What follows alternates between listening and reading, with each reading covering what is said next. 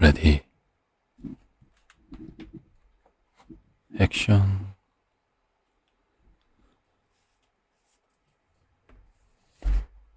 안녕하세요. 두부의 책 읽어주기의 시간이 왔습니다. 안녕하세요.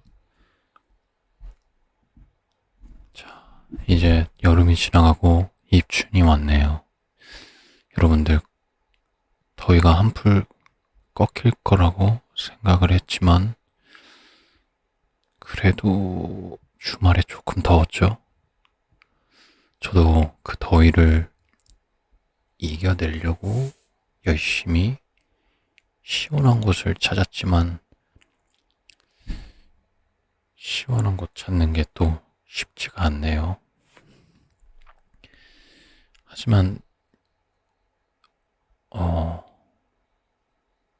정말 눈 깜짝할 사이에 여름이 지나갔어요. 이렇게 또 가을이 오고 겨울이 오고 한 해가 또 지나갈 텐데, 제가 여러분들 만나면서 한 해에 어떤 목표를 가지고 가시고 있는지 저도 궁금했고, 여러분들도 저에게 궁금하셨을 텐데, 저는 이번 올 한 해는 도전의 키워드를 가지고 여러 가지 도전을 했어요.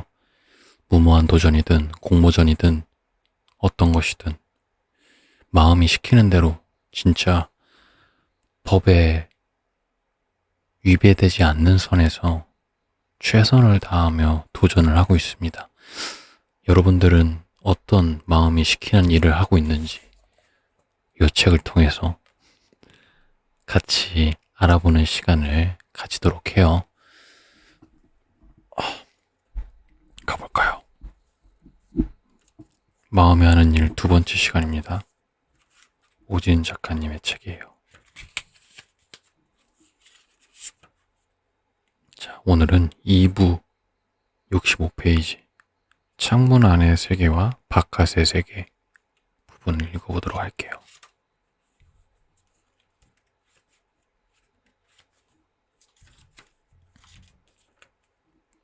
2부.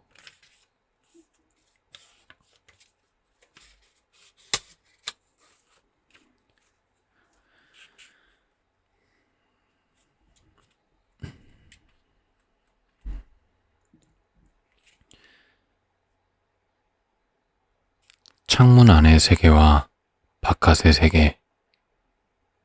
창을 좋아한다. 어릴 때부터 그랬다.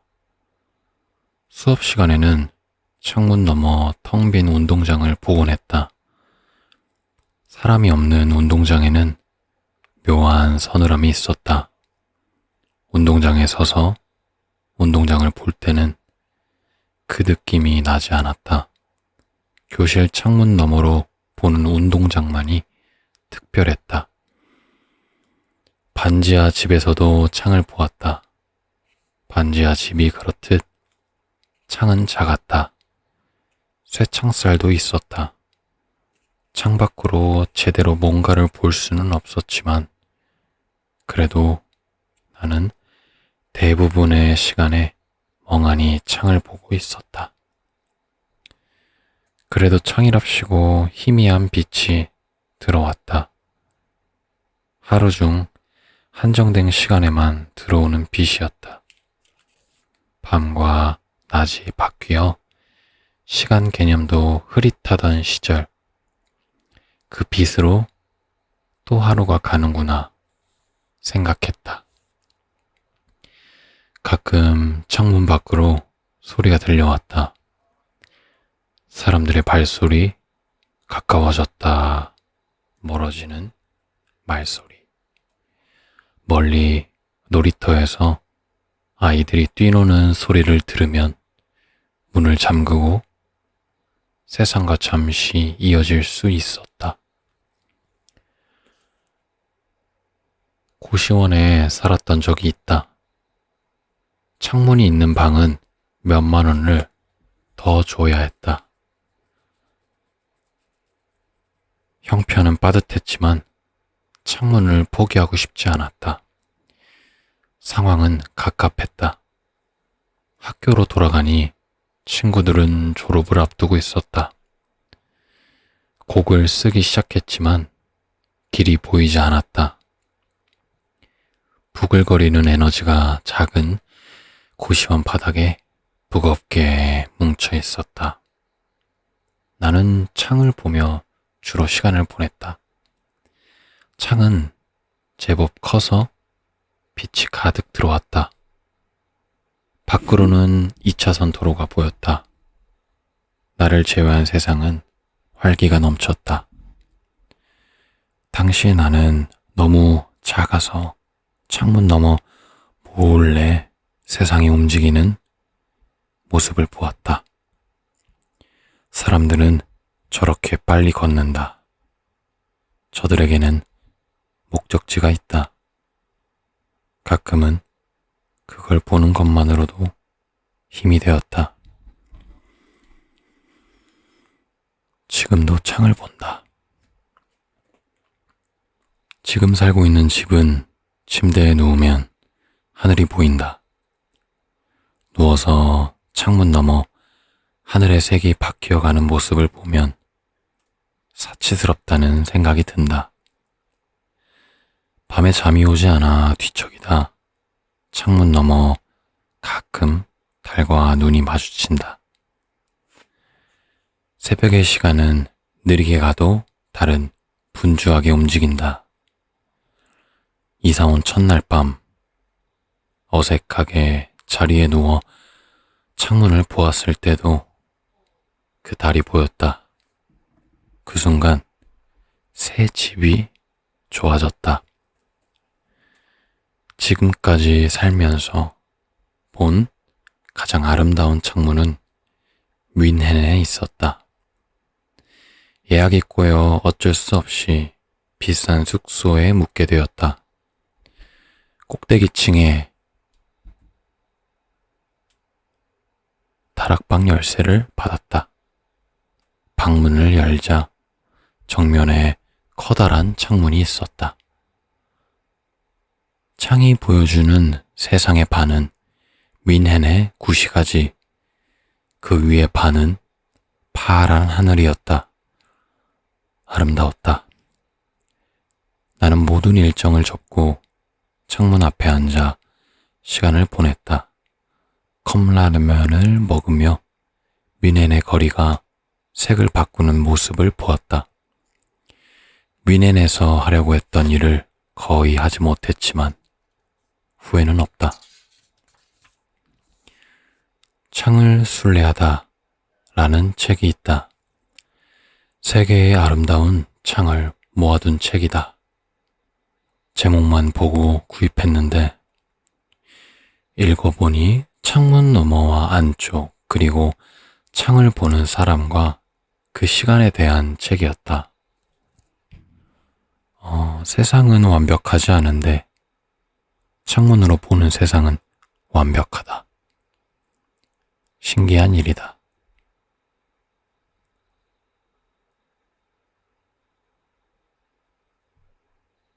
마감이 힘들어도. 인생에 마감이라는 단어가 들어온 지 몇 년이나 됐을까? 내 인생 처음으로 돈을 받고 했던 마감은 번역일이었다. 20대 초반 어찌어찌 일본에서 2년을 살고 중반에 어찌저찌 돌아와서 복학을 했다. 당연한 말이지만 돈이 필요했다. 할 줄 아는 것이 일본어라서 통역과 통역일이 들어오면 전부 맡았다. 패션을 어떻게 번역해야 될지 고민했고 건축 관련 서류를 번역할 땐 한국말로도 처음 보는 용어가 많아서 이러다 죽겠다 싶었다. 하나만 더 말하자면 당시에는 지금처럼 한자를 마우스로 그리면 무슨 뜻인지 찾아주는 포털 사이트나 앱이 없었다. 그 말인즉슨 모르는 한자가 나오면 일단 허공에 한자를 그려서 획수를 알아낸 후 옥편에 얇디 얇은 종이를 팔랑팔랑 넘기며 무슨 뜻인지를 찾아내야 했다는 뜻이고,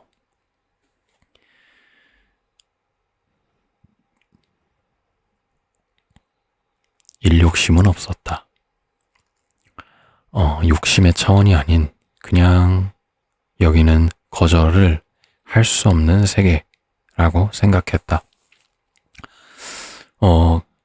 김대리, 지난번 그 번역 맡긴 친구 연락처 있나?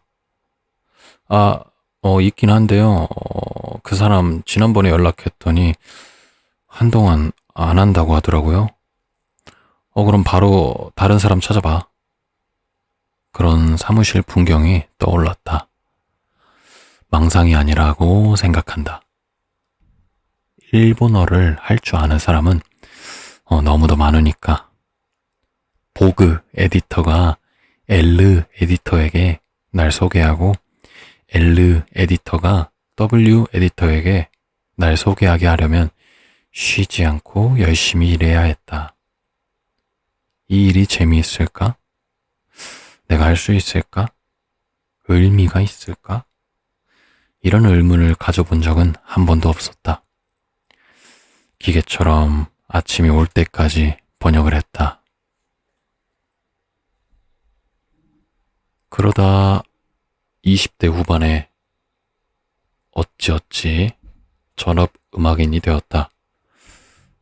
글도 쓰게 되었다. 아직도 그 미묘했던 시간이 기억이 난다. 음악일에서 돈이 조금 벌린다고 하던 일을 그만둬도 될까 고민하던 시기. 일을 줄인다면 어떤 식으로 줄여야 할까? 지금 잠깐 잘 된다고 번역 일을 완전히 끊어냈다가 난처해지면 어쩌지? 하지만 시간과 에너지는 한정적이고 두 개의 길을 동시에 걷기는 힘들다. 엄밀히 말하면 고민할 수 있는 영역이 아니었다. 예상대로 번역 일은 금방 끊겼다. 이제 마감해서 탈출할 수 있을 줄 알았는데 새로운 성격의 마감이 시작되었다. 사람들은 사고를 치거나 마감을 미루고 잠적하는 예술가 이야기를 좋아하는 것 같다. 그런 에피소드를 말하는 관계자들의 묘한 흥분과 살짝 올라간 입꼬리를 보고 알았다. 회사원의 딸로 자란 나는 그런 부분이 불편했다. 충동적이고 믿을 수 없고 제멋대로고 책임감 없는 예술가로 보이는 것이 싫었다. 기행이 먼저 회자될수록 직업인으로서의 무게감이 희석되는 것 같았다. 이건 직업이지. 내킬 때마다 재미있는 만큼만 하는 놀이가 아니라고. 번역을 하던 나도 프리랜서이고 음악과 글을 재화와 교환하는 현재의 나도 보통의 프리랜서라고. 음악 노동자이자 활자 노동자라고. 하지만 십몇 년이 지난 지금 어딘가 사죄하는 마음으로 그 약간의 구멍이 있다는 부분을 인정한다. 내 생각에 프리랜서의 기본은 자신의 일 처리 능력을 잘 파악하는 것, 일을 잘 가려받는 것, 기한 내에 잘 처리하는 것이다. 다방면으로 잘 해야 한다. 나의 경우에는 여러 가지 난관이 있었다. 일단 이 분야에서 나의 일 처리 능력이 가변적이라는 것. 창작일은 한때 엉덩이를 붙이고 앉아 옥편을 찾아가며 어떻게든 한 문장씩 하다 보면 끝이 나던 번역 아르바이트와는 달랐다. 멜로디가 오늘 안 나오기로 하면 그냥 안 나오는 것이다. 물구나무를 서고 두 발로 걸어 다녀도 안 나온다. 수많은 음악가들이 이 부분을 해결하기 위해서 실제로 물구나무보다 더한 무언가를 시도했을 것이다. 나도 온갖 짓을 했다. 오키나와의 무슨 곳 근처에 있는 주택을 개조한 작은 게스트하우스 4인실의 구석에 2층 침대 아래칸에 들어가 굳이 커튼을 치고 웅크려 앉아 영화를 보고 이터널 선샤인이었다. 3집 타이틀 곡의 가사를 썼다. 그때 일을 옮겨 적으며 돌이켜보니 오키나와의 무슨 곳 어쩌고부터 헛웃음이 나온다. 전혀 낭만적이지 않은 기억이다. 녹음날은 다가오고 가사는 안 나오고 발매일은 정해져 있고 스태프들은 기다리고 있다. 내가 펑크를 내면 많은 사람들이 상당히 난처해진다. 그런 사람이 미쳐가지고 온갖 짓을 하게 되는데 나의 경우엔 주로 비행기표를 끊었다. 그리고 공항으로 가면서 생각한다. 내가 이번에 쓸 가사로 100만 원을 벌 수 있을까? 이번 여행의 숙소, 밥, 왕복 티켓 값을 계산하면 100만 원 정도인데 이 곡으로 과연 그만큼 뽑을 수 있을까? 다행히 그 곡으로는 그 이상 벌 수 있었다. 다음 난관. 이 일은 내 일정을 고려하며 들어오지 않는다는 것이다. 좋은 기획이니까 거절하면 다시 안 들어올 것 같아서 잘 나간다는 인상을 주고 싶어서 이 사람에겐 더 이상 거절을 할 수 없어서 이 정도는 해내야 될 것 같아서 단지 수입을 위해서 승낙으로 나를 이끄는 다양한 이유가 있다. 그리고 구렁텅이에 빠진다. 또 다음 난관. 시간이 부족하다. 이 정도 기간이면 괜찮을 거라 생각하고 시작했지만 그 생각이 틀렸음을 중간에 알게 된다. 처음에는 프로복수의 역량 부족이자 개인적 한심함이라고 생각했다. 의지가 부족하고 인간이 못나서 생기는 상황. 왜 정해진 시간에 일어나서 일하지 못하지?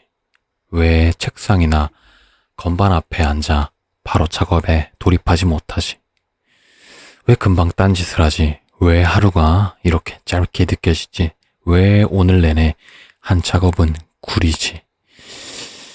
왜 온종일 세 문장밖에 쓰지 못했지? 정신 차려보면 눈물로 범벅된 사과 메일을 쓰고 있다.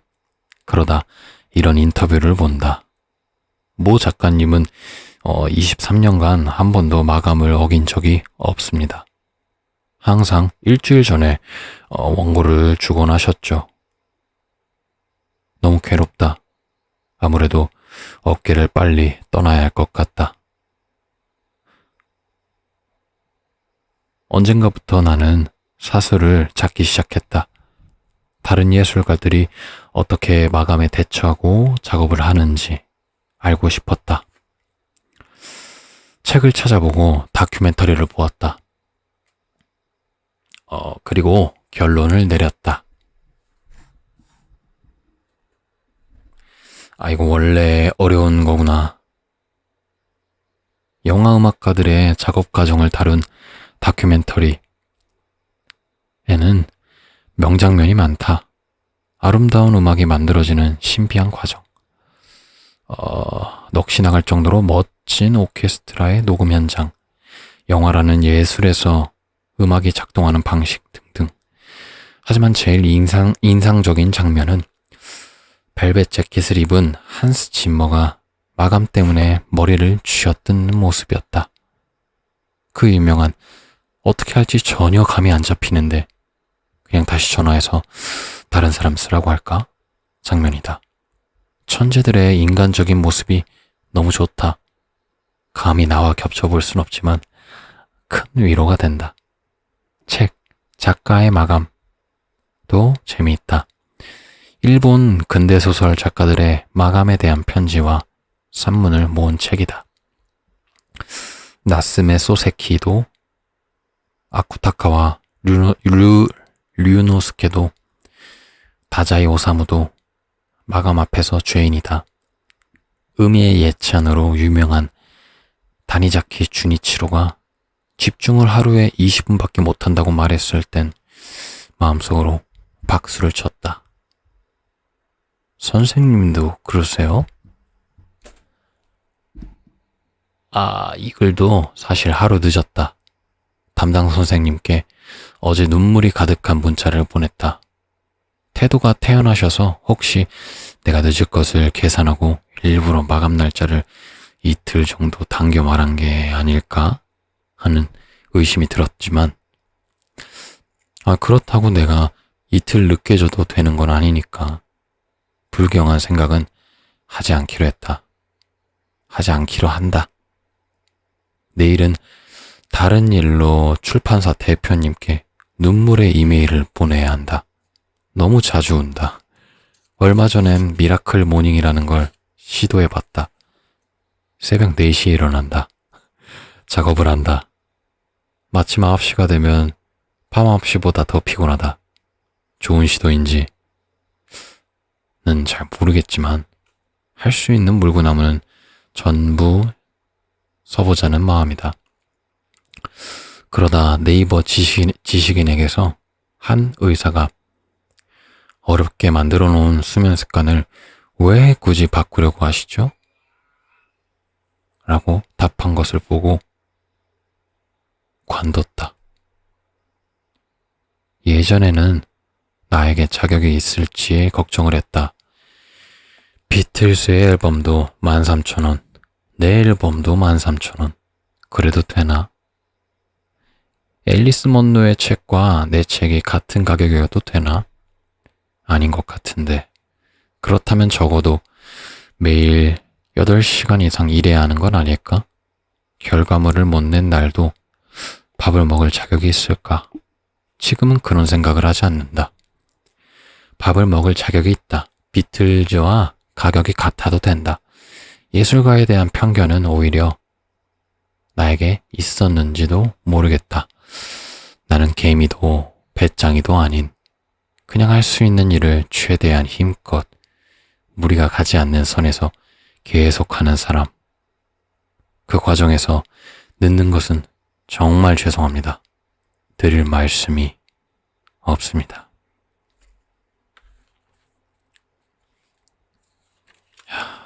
이거 제 마음과 심금을 울리는 대목인 것 같습니다. 저도 여러분과 약속을 하고 업로드를 할 때 매일 업로드하고 그 날짜를 지키겠다 얘기는 하지만 늘 첫 서두가 사과부터 시작을 하잖아요, 여러분. 그럼에도 이 일이 좋아서 여러분들과 소통하고 싶어서 이렇게 책을 읽고 뭐 다른 프로젝트에서는 다른 프로젝트를 진행하기도 하는데, 그럼에도 이 오지은 작가님의 마인드, 나는 꾸역꾸역 해나갈 것이다. 비틀즈 앨범이 13,000원이든 뭐든 상관이 없다. 나는 내 갈 길을 간다. 캐시앙 마이웨이. 여러분들도 오늘 하루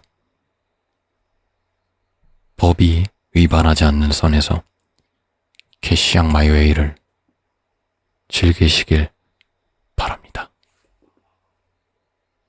안녕. 컷.